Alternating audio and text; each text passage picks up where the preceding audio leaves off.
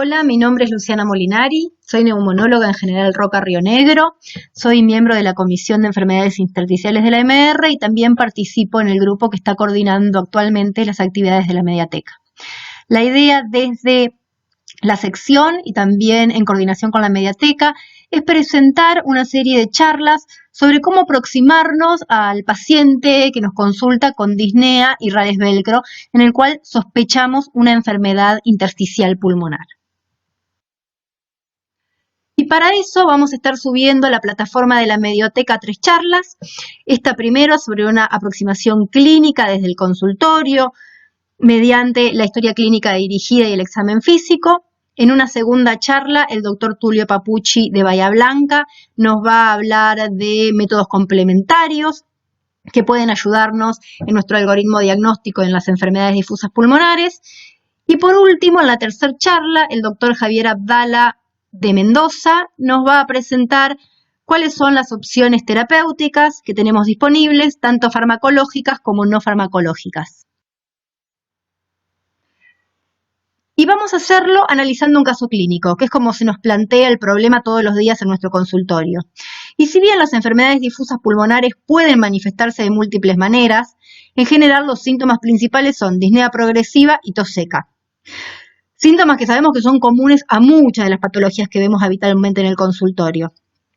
Por eso vamos a ver cómo hacemos para diferenciar las patologías intersticiales. Vamos a comenzar con nuestro paciente que se llama Jack, es un hombre de 68 años, tabaquista actual de más de 40 pack-year, que nos consulta por disnea progresiva de 5 meses de evolución y tos seca esporádica. Y cuando vamos a auscultarlo, oímos rales velcro bilaterales. Y siempre que sospechamos que nuestro paciente tiene una enfermedad intersticial pulmonar, se nos viene a la cabeza algún esquema simple como este cuadrito. En primer lugar, porque siempre queremos saber si las enfermedades intersticiales pulmonares son idiopáticas o secundarias.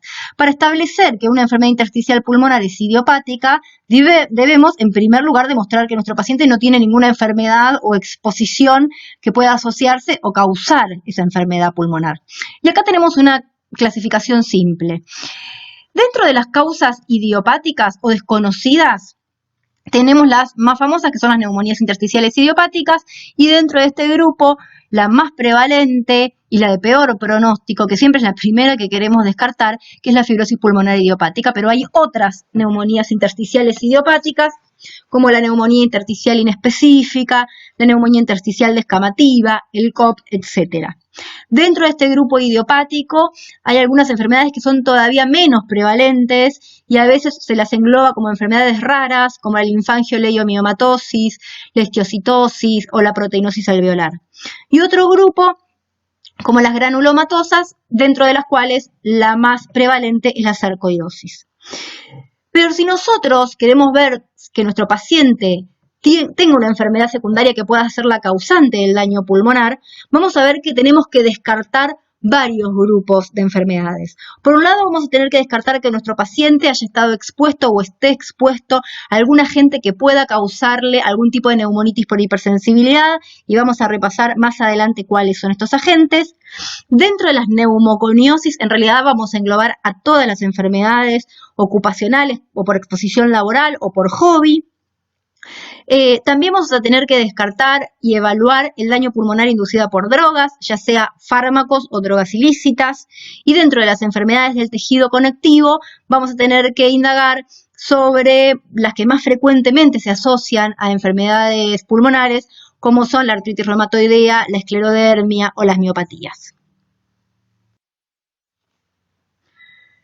Pero recordemos que se llaman intersticiales porque afectan principalmente el intersticio, pero ese término es algo engañoso, ya que la mayoría de las enfermedades intersticiales también están asociadas con una alteración extensa de la arquitectura alveolar y también pueden afectar a las vías respiratorias.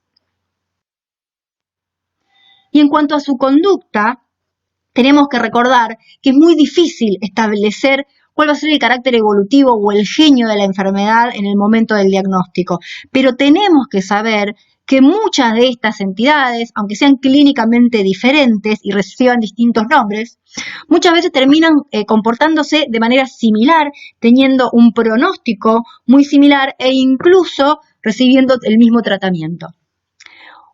Ahora sí,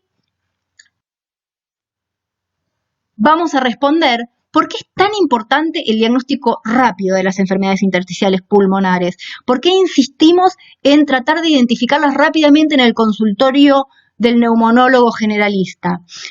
Bueno, porque ya demostró Daniela Lamas en 2011 en Nueva York que existe un gran retraso entre que el paciente empieza con los síntomas y que es referido o derivado a un centro especializado o a un equipo multidisciplinario especializado. Ella encontró que tenían un promedio de retraso de aproximadamente 2 años, y estamos hablando de un país del primer mundo con un sistema de salud supuestamente coordinado. ¿Cuál es el motivo de este retraso? Bueno, el que nos lleva a la lógica a pensar, los síntomas son inespecíficos, las patologías se confunden con otras patologías más prevalentes, los síntomas encima de inespecíficos tienen una aparición lenta, con lo cual el paciente en general tiende o a adaptarse o a negar que esos síntomas puedan generar o ser patológicos, y muchas veces los neumonólogos también tenemos falta de conocimiento por ser enfermedades raras que no vemos tan frecuentemente en el consultorio.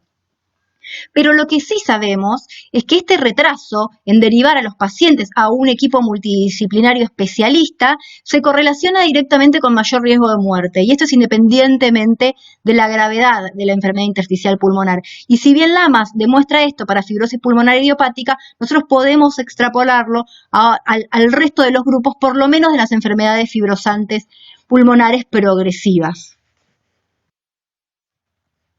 Entonces, ¿cómo puedo hacer el diagnóstico temprano en el consultorio? Bueno, la clave es la ocultación. Es poder ocultar estos rales velcro que le escuchamos a nuestro paciente del caso clínico. Y la ocultación es el método más disponible y el más barato para hacerlo, y es una tecnología que tenemos disponible todos los días de nuestras vidas cuando hacemos consultorio. Entonces, vamos a ver qué hacemos en el consultorio cuando tenemos un paciente en el que sospechamos enfermedad intersticial pulmonar. Nuestro paciente tiene rales velcro en principio. ¿Qué significa eso? ¿Y qué otros signos o síntomas podrían ayudarme en mi aproximación diagnóstica? Los rales velcro no son otra cosa que unos rales que auscultamos y que tienen el mismo sonido que el velcro de la zapatilla o que el velcro del tensiómetro cuando lo abrimos. Se producen, como la mayoría de los rales, por una apertura brusca y rápida de la pequeña vía aérea que está patológicamente cerrada. Y estos rales, que son rales crepitantes, se escuchan sobre todo durante toda la inspiración y aparecen primero en las zonas declives del pulmón. Han sido ampliamente estudiados con distintos mecanismos de grabación y evaluación de sonido, y se ha determinado que estos rales crepitantes tienen una sonoridad que es distinta y característica y que se puede diferenciar de los rales crepitantes que podemos ver en otras enfermedades respiratorias como la neumonía o la insuficiencia cardíaca. Y una opinión de expertos es que si escuchamos rales velcro vivasales durante toda la inspiración, hacemos respirar al paciente varias veces de manera profunda y los rales siguen apareciendo en una próxima consulta, es decir, que no se han solucionado con el correr de los días, estamos autorizados a iniciar una investigación diagnóstica sospechando una enfermedad fibrosante pulmonar, y esto justifica ya el pedido de una tomografía de tórax.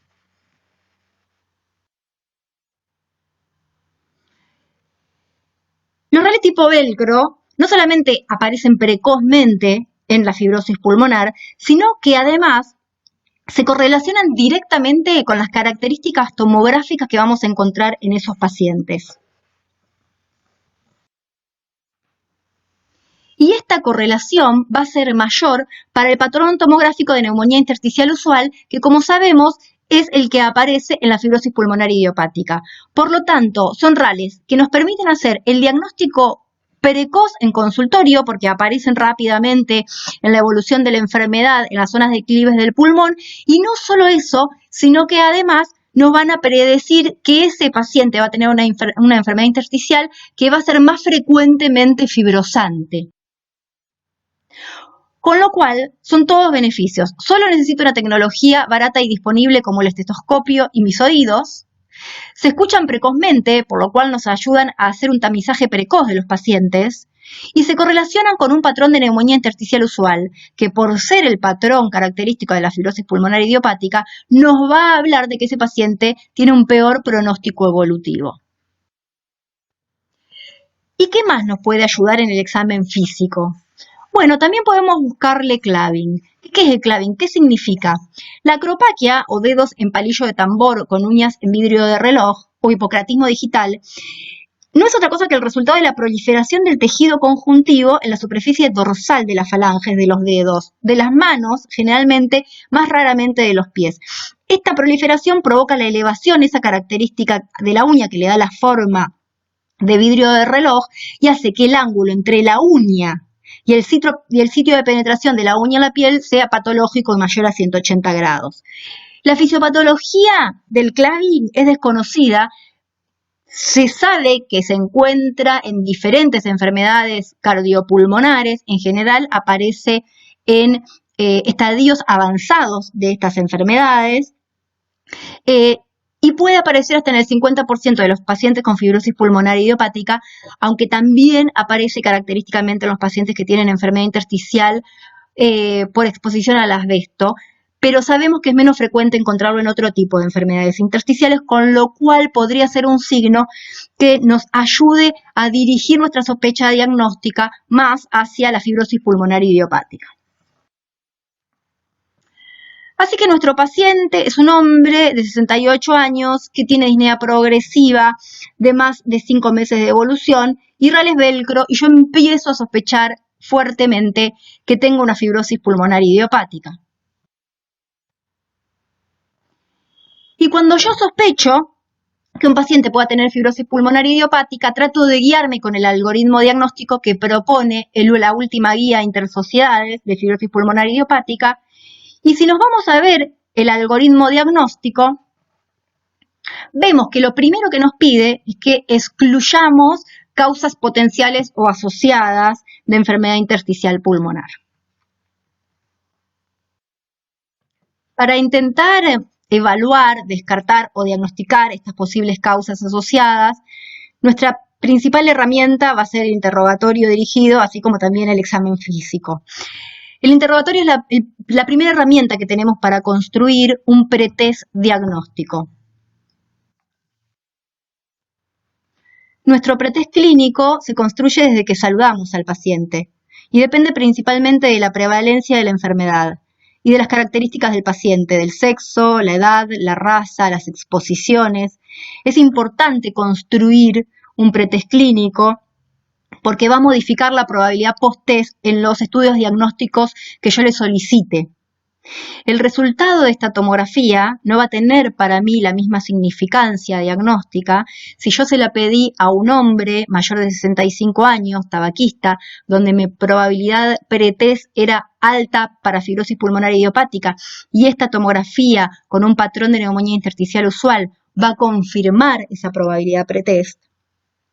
En cambio, si yo le pedí la tomografía a una mujer en edad fértil con dolores articulares, mi probabilidad pretest era alta para que tuviera una enfermedad del tejido conectivo asociada a una enfermedad intersticial, y esta tomografía va a venir a reforzar esa posibilidad y tal vez piense en una artritis reumatoidea, que es la que más frecuentemente cursa con este patrón de neumonía intersticial usual.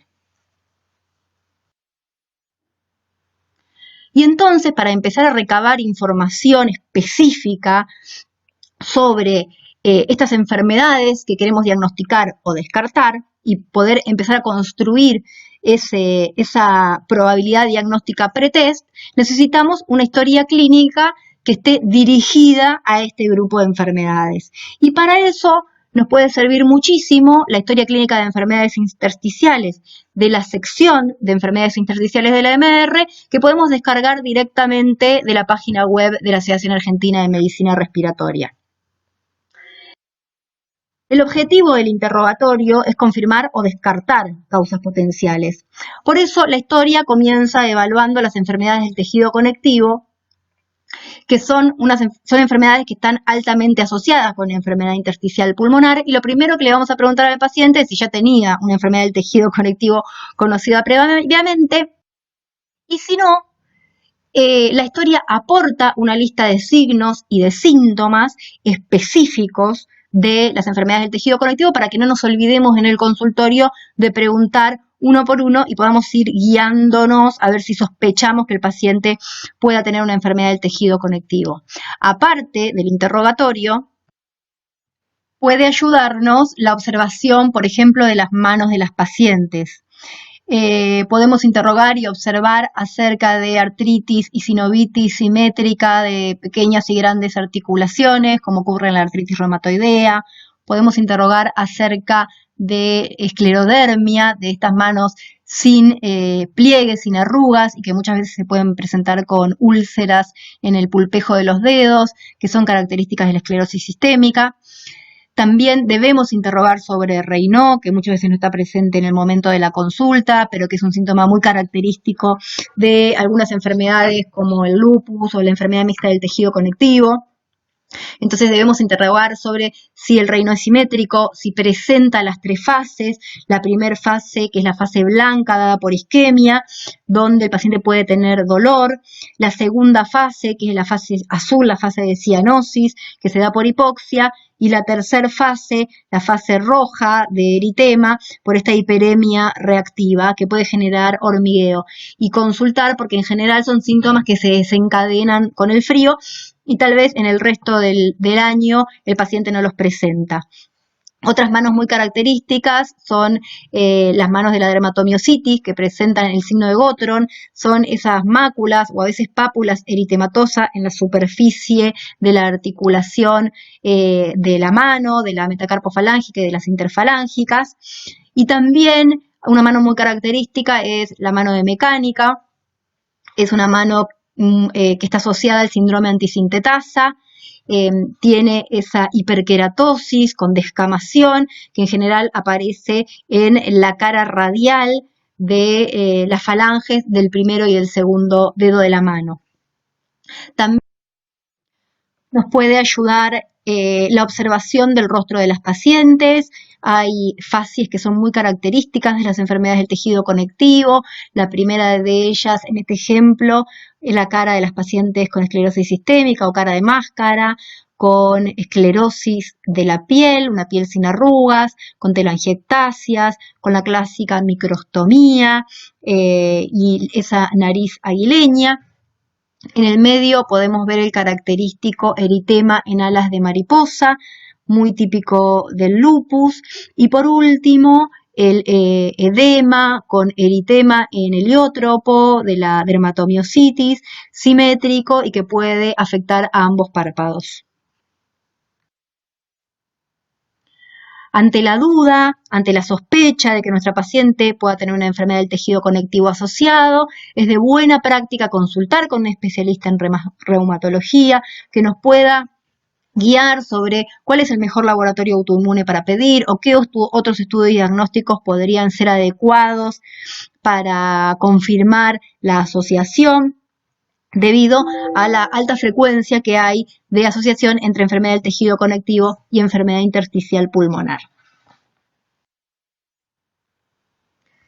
Luego, la historia clínica va a empezar a indagar sobre la historia laboral de los pacientes, si tuvieron trabajos en los que estuvieron expuestos a posibles irritantes pulmonares, humos, vapores, químicos, si recuerda haber sufrido algún accidente laboral que tenga relación con estas sustancias, si tuvo que abandonar algún trabajo por problemas respiratorios, cuándo fue, qué tarea cumplía. Hay que interrogar muy dirigidamente todo lo que está relacionado con la exposición ocupacional. Para eso, la historia clínica dirigida nos da una lista de aquellas ocupaciones que están relacionadas con el desarrollo de enfermedad intersticial pulmonar. Nosotros podemos interrogar una por una o decirle al paciente que directamente nos llene la historia, si realizó alguno de estos trabajos, cuántos años lo realizó, hasta cuándo estuvo trabajando. En algunas exposiciones es muy importante, ya sabemos, la latencia entre que el paciente terminó de exponerse a la sustancia dañina y el momento de la aparición de los síntomas. Y también es muy importante que el paciente nos detalle cuál era el monto de la exposición, cuál era el contacto que tenía él con el agente patógeno, cuántas horas por día o cuántos días por año estaba en contacto con ese agente, qué equipo de protección personal usaba, si era adecuado o no era adecuado, si siempre lo usaba o lo usaba a veces sí, a veces no, porque todo esto va a tener que ver después con la relación que nosotros vamos a poder establecer entre la enfermedad pulmonar y la exposición ocupacional. Aparte de esto, vamos a interrogar sobre otras exposiciones que pueden estar relacionadas con la neumonitis por hipersensibilidad en todas sus formas. Y dentro de estas están las más famosas, o las que nos acordamos siempre, el criador de palomas, el criador de aves de corral, etcétera, pero la verdad es que hay otras exposiciones que el paciente no necesariamente identifica como dañinas para su salud y por lo tanto es muy importante hacer un interrogatorio dirigido sobre esas exposiciones. Y las más clásicas son el jacuzzi, la exposición a plumas en todos sus formatos, en acolchados, en almohadas, o la exposición a hongos domiciliarios, que muchas veces los pacientes no los identifican y por lo tanto no relatan esa exposición. Y de nuevo, una descripción detallada del monto de la exposición, de las horas por día que están expuestas a esa fuente, de la distancia entre la fuente de exposición y el paciente. Es muy importante poder tener datos muy detallados del monto de la exposición. Y en este caso, cuando sospechamos que nuestro paciente puede tener una enfermedad relacionada con una exposición ocupacional, es muy importante interconsultar con el especialista en enfermedades ocupacionales porque ellos son realmente los que nos pueden guiar acerca de si esa exposición realmente tiene una relación con la enfermedad en el presente y cómo esto podría evolucionar en el futuro.